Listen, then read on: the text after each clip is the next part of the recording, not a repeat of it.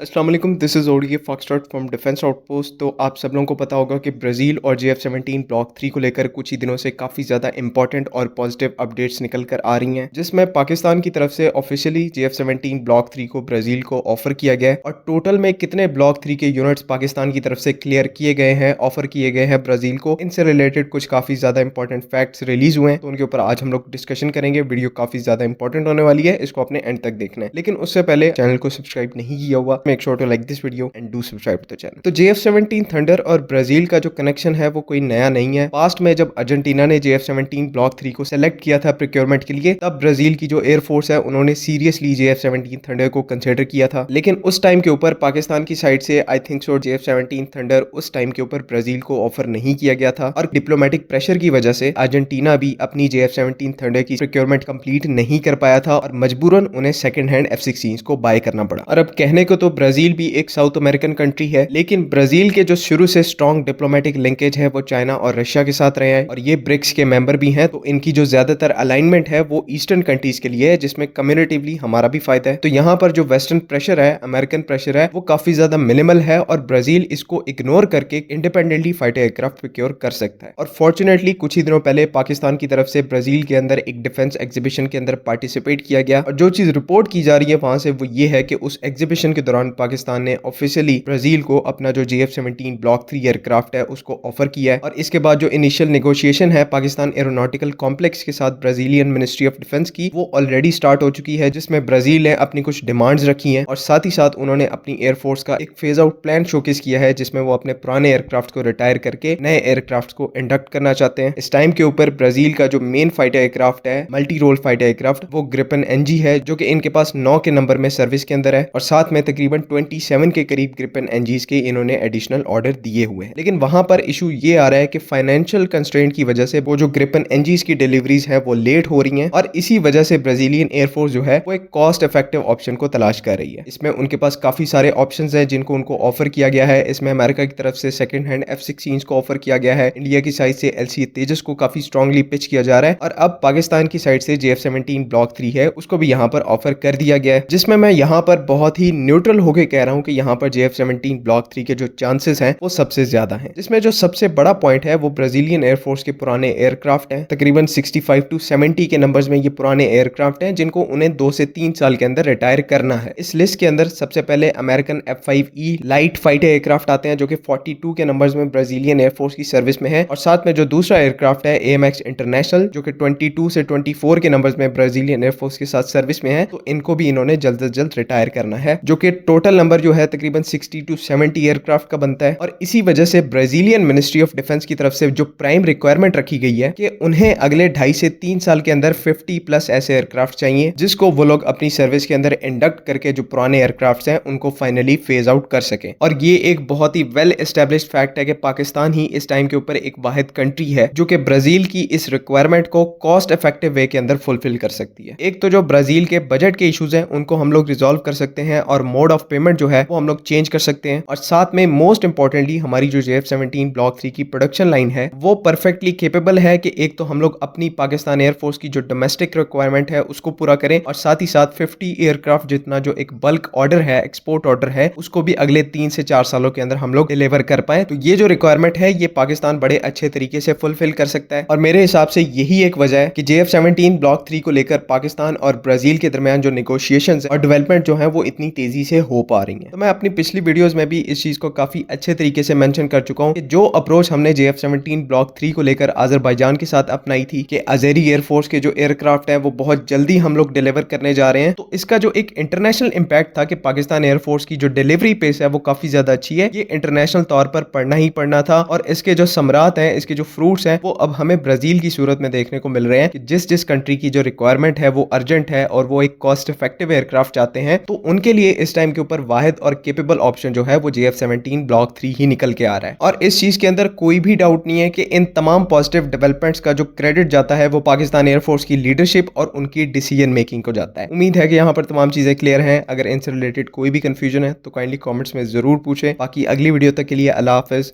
पाकिस्तान जिंदाबाद।